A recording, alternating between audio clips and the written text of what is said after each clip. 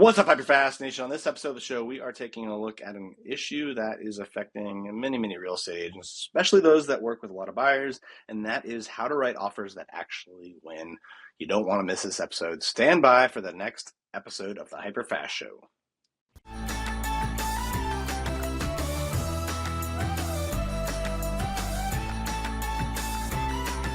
All right, welcome back to the show. Today we're going to talk about how to write offers that win. This has become an issue in many markets. I've heard from agents across all across the country that they sometimes are writing 2, 3, 4, 5 offers, even more for the same client.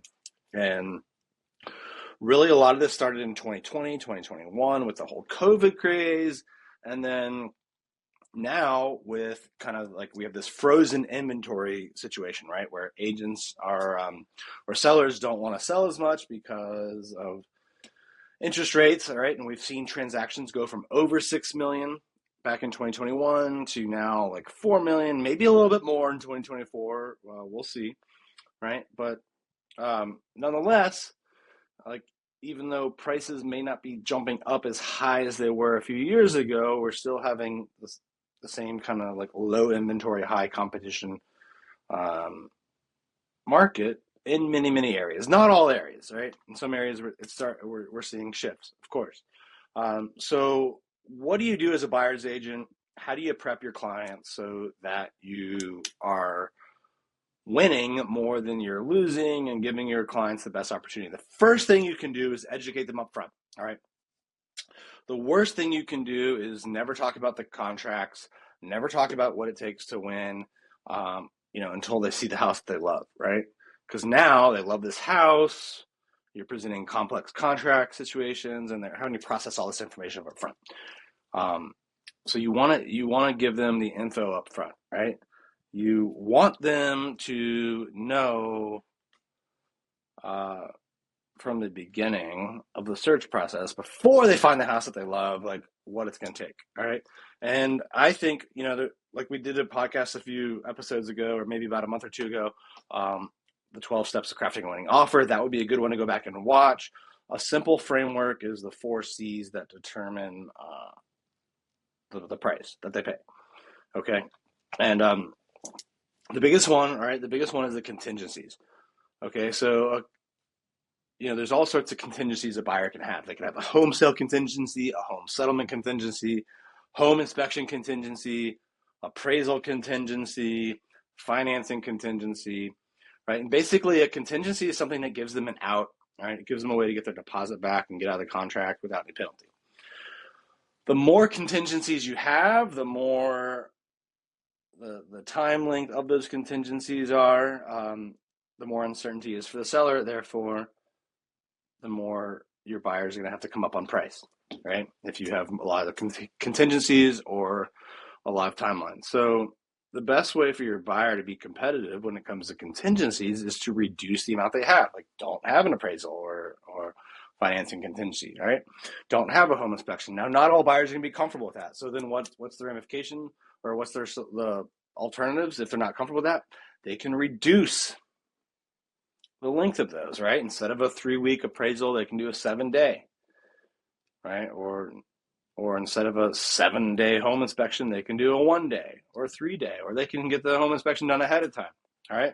So give them this information up front, let them process it, and that way they can have more time to get comfortable with ways to be more competitive on contingency before they get to the point where they find the house that they love.